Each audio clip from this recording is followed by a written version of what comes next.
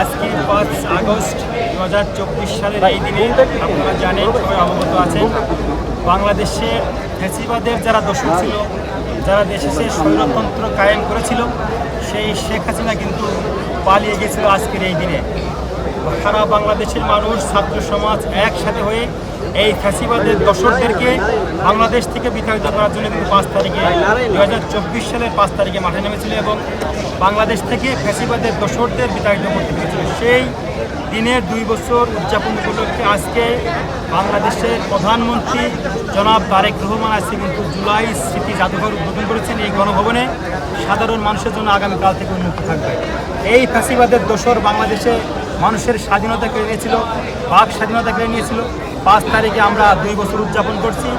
আমরা আজকে এই শহীদ প্রেসিডেন্ট জিয়াউর রহমান এবং দেশনেত্রী বেগম খালেদা জিয়ার মাজার থেকে আমরা প্রতিজ্ঞা করছি, এদেশে কখনোই ফ্যাসিবাদের আশ্রয়স্থল হয়ে উঠবে না। ফ্যাসিবাদের ঠিকানা এই বাংলায় হবে না, স্বৈরাচারের ঠিকানা এই বাংলায় হবে না। ৭৭ সালে শহীদ প্রেসিডেন্ট জিয়াউর রহমান রণাঙ্গনে বীর মুক্তিযোদ্ধা করে এদেশকে স্বাধীন করেছিলেন।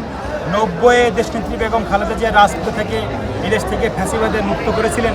24 এসে তারেক রহমান কিন্তু ফ্যাসিবাদ মুক্ত বাংলাদেশ নির্মাণ করতে হয়েছে।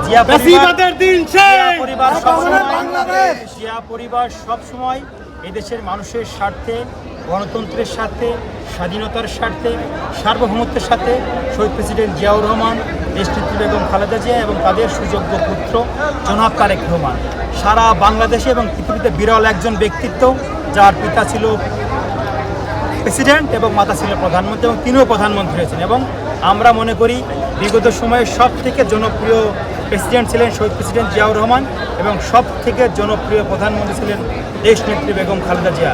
এবং আমরা মনে করি কাজের মধ্য দিয়েই এই দুইজনকে ছাড়িয়ে যাবেন তাদেরই সুযোগ্য পুত্র তারেক রহমান। আমরা 5 তারিখে আজকে গণভবনে যে জুলাই স্মৃতি জাদুঘর উদ্বোধন হয়েছে, আমরা সেখানে আজকে মিছিল করেছি। ফ্যাসিবাদের ঠিকানা এই বাংলায় হবে না। আমরা বলেছি যে গণভবন সাক্ষী হলো স্বৈরাচার পালিয়ে গেল। আমরা স্বৈরাচারের আর কখনো বাংলাদেশি স্বৈরাচার ফিরে আসতে না পারে, সেজন্য আমরা সবার আগে বাংলাদেশ বিনির্মাণ করার জন্য ছাত্র দল, যুব দল, স্বেচ্ছাসেবক দল সবাই মিলে একসাথে হয়ে তারেক রহমানের হাতকে শক্তিশালী করার জন্য কাজ করছে। সাথে সাথেই যারা দেশের স্বাধীনতা, সার্বভৌমত্ব বিশ্বাস করে সেই দলগুলোকে নিয়ে কিন্তু তারেক রহমান এগিয়ে যাচ্ছে। আমরা তার নেতৃত্বে একটি সুন্দর, সাম্য, মানবিক এবং আগামীর প্রজন্মের জন্য সবথেকে সুন্দর নিরাপদ বাংলাদেশ বিনির্মাণ হবে, আমরা সেই লক্ষ্য নিয়ে কাজ করি।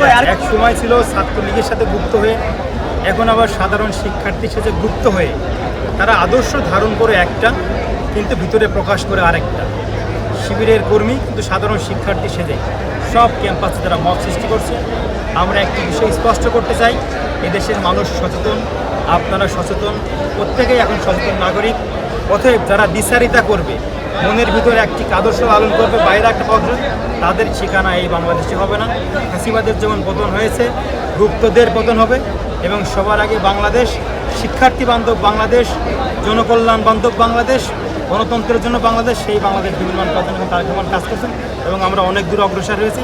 আপনাদের সকলকে সাথে নিয়েই তারেক রহমান এগোতে চান। এজন্যই তিনি তার প্রত্যেকটি প্রোগ্রামে বলেন সবার আগে বাংলাদেশ।